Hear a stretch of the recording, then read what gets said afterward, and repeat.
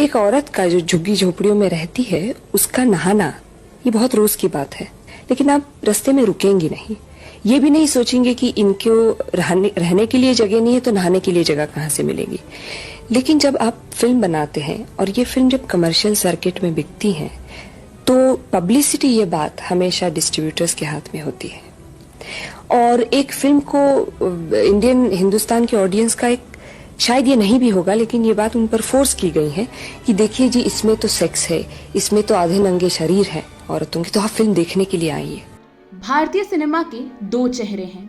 पहला, box office पर धूम मचाती, कमाई करती, मार धार, एक्शन और मेलोड्रामा से भरपूर मसाला फिल्में, और दूसरी, असल जीवन की कुंठा, चिढ़, संघर्ष और विरोधाभासों में लिपटी भावों को समेटती पैरेलल फिल्में।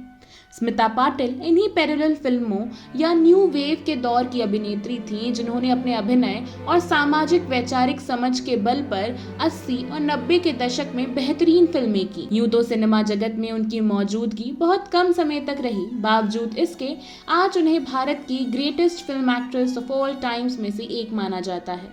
आइए फेमिनिज्म इन इंडिया हिंदी के इस वीडियो में जानते हैं स्मिता पाटिल के बारे में। इनका जन्म 17 अक्टूबर 1955 में महाराष्ट्र के एक सामान्य मध्यम वर्गीय परिवार में हुआ था। बचपन से ही वे राष्ट्र सेवा दल नामक संगठन से जुड़ी हुई थी, जो जमीनी स्तर पर समताधारी समाज निर्माण के लिए आवाज उठाता था। स्मिता गांधी के सर्वधर्म समभाव सिद्धांत से प्रभावित रही। इस बारे में आगे बात करते हुए फिल्म क्रिटिक मैथिली राव अपनी किताब Smita Patil a brief incandescence में बताती हैं, असल में मैं स्मिता को समाज सेवा के क्षेत्र में अग्रदूत के रूप में देखती हूँ, क्योंकि वह उस समय भी सक्रियता से इस दिशा में काम करती रही जब वह अपने करियर के शीर्ष पर थी, न कि नरगिस जैसी अदाकाराओं की तरह जो रिटायरमेंट के बाद इस क्षेत्र में सक्रिय हुई। स्मिता पाटिल पढ़ी लिखी और सुलझी हुई कलाकार थी।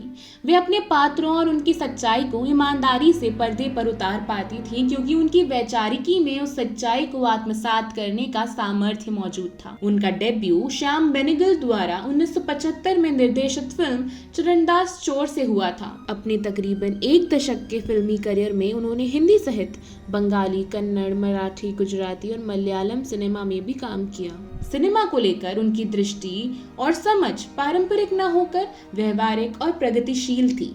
वे इसे एक टूल की तरह देखती थी। वे फिल्मों और उनमें निहित तत्वों पर विशेष ध्यान देती थी, और यही कारण था कि उस दौर में जब न्यू वेव सिनेमा शुरू हो रहा था और कमर्शियल सिनेमा की तुलना में उनका बजट कम होता था, तो स्मिता पाटिल ने सिनेमैटिक एसेंस देखकर कई बार फ्री में भी काम किया। उनके बारे में बात करते हुए उनकी समकालीन और प्रतिद्वंदी समझी जाने वाली शबाना आजमी कहती हैं, स्मिता अपने आप में एक छोटी सी दुनिया थी, पारंपरिक और आधुनिक, मजबूत और नाजुक भी, आत्मविश्वास से लबरेज तो कभी वनरेबल भी। स्मिता ने लैंगिक आधार पर काम के बंटवारे और औरतों को लेकर बनाए गए रूढ़ विचारों, जैसे वह भीरू स्वभाव की होती हैं, उनसे भारी काम नहीं हो सकते, वे अच्छी ड्राइवर नहीं होती हैं या वे अकेले मैनेज नहीं कर सकती, जैसे विचारों को भी खंडित किया। प्रसार भारती को दिए गए इंटरव्यू में वो कहती हैं, फॉर्मूला फिल्में जो बन रही हैं बहुत कुछ जब से इंडस्ट्री शुरू हुई तब से, खास करके पिछले 10-15 बरसों से, उनमें फॉर्मूला होने की वजह से सब औरतों के पोर्ट्रेल्स एक ही तरीके से हो रहे थे।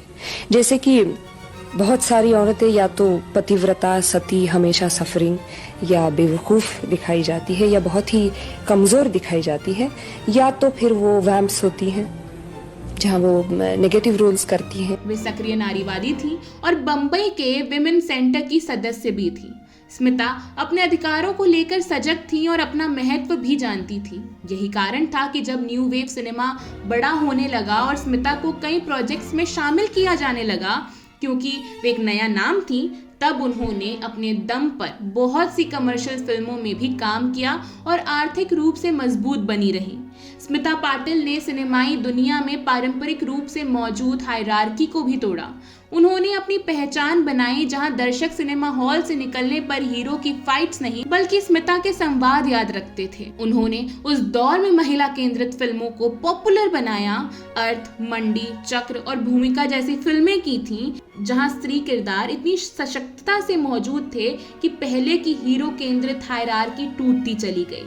स्मिता पाटिल को अपने एक दशक लंबे करियर में 2 राष्ट्रीय फिल्म पुरस्कार और भारत का चौथा सबसे बड़ा नागरिक सम्मान पद्मश्री दिया गया।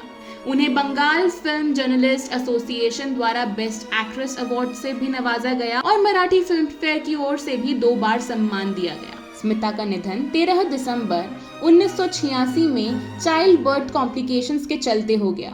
भले ही वो आज हमारे बीच न हो, स्मिता का काम, उनके विचार और उनकी फिल्में हमेशा उनकी मौजूदगी दर्ज करवाती रहेंगी।